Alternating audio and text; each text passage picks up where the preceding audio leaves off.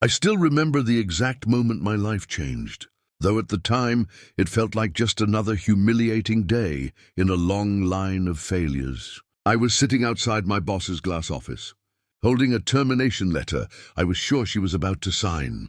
My name is Daniel Reeves, and at that time I was nothing more than a struggling office assistant, barely surviving paycheck to paycheck. My suit was cheap, my shoes were worn, and my dreams had long ago been replaced with survival. Inside that office was Victoria Hale, the youngest CEO in the company's history, a woman known for her ice-cold decisions and a heart rumored not to exist. People called her the Steel Queen. She never smiled, never joked, and never made mistakes. And that day I thought I was about to become another mistake she would erase. When her secretary finally told me to go in, my hands were shaking. I walked in expecting a lecture or maybe a quiet dismissal.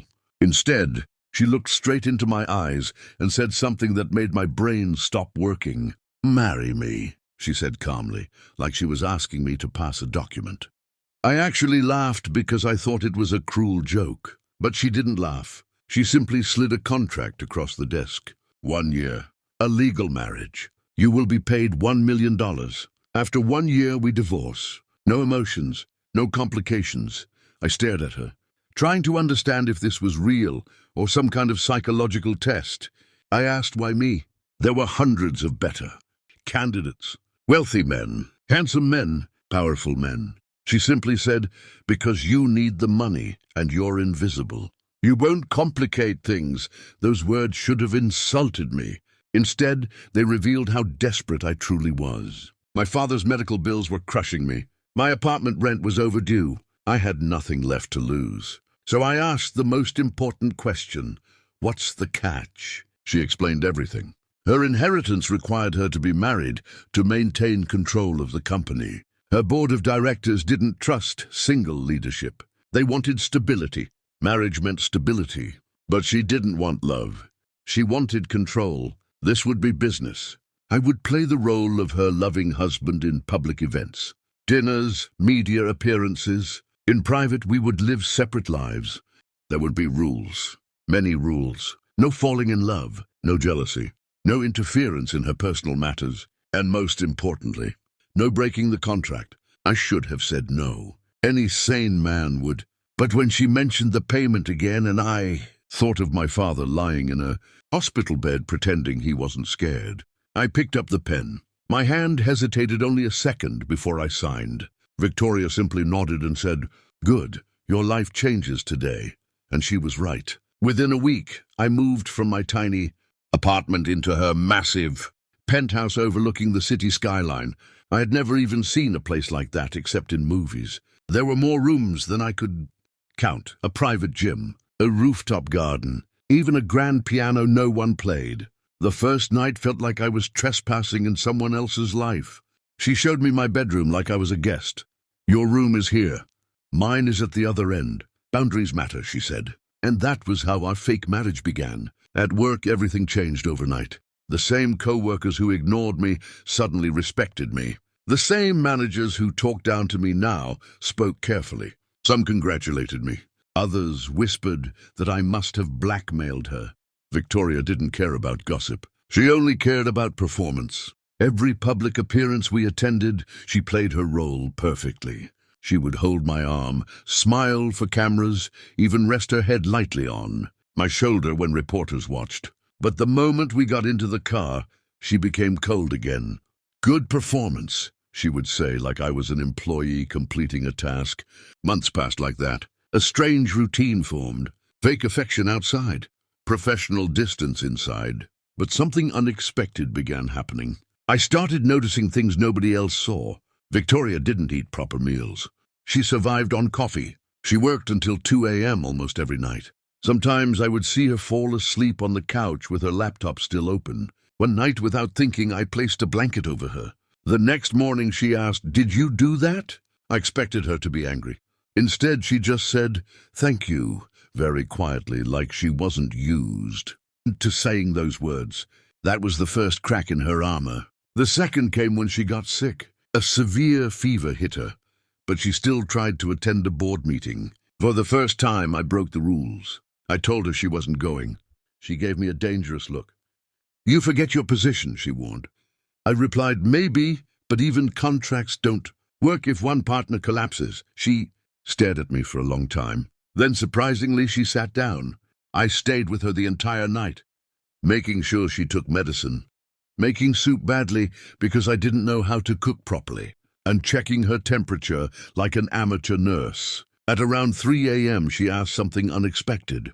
"Why are you doing this?" "It's not required," I answered honestly. "Because you're human. And right now you look very alone." She didn't reply, but I noticed her eyes looked different after that night, warmer, softer. The change between us was slow, almost invisible. She started asking about my day, then about my father, then about my childhood. One evening she confessed she never really had a family. Her parents died when she was young, and business mentors raised her like a project, not a daughter. "Love is inefficient," she once said. "It makes people weak," I replied. "Or maybe it makes them strong enough to survive." She didn't argue. That was new. Then came the moment everything shifted. At a charity gala, one of her rivals publicly accused her of staging our marriage for publicity. He laughed and said, "Everyone knows men only. Stay with you for money." I expected Victoria to destroy him verbally. Instead, she froze for a second. Just a second. But I saw it, the pain. So I did something not written in any contract. I took her hand and said loud enough for everyone to hear, "I had nothing when I met her. She gave me opportunity, yes, but she also gave me respect, and no amount of money can buy the way she quietly helps employees no one notices." Victoria looked shocked. The room went silent. I continued, "You see a CEO, I see the woman who secretly paid an employee's surgery last month and told accounting to mark it. Anonymous." Her eyes widened. "She never told me that directly. I found out accidentally that night in the car." She asked, "Why did you say those things?" I answered, "Because they're true." She asked quietly, "You don't hate me for buying this marriage?" I answered honestly.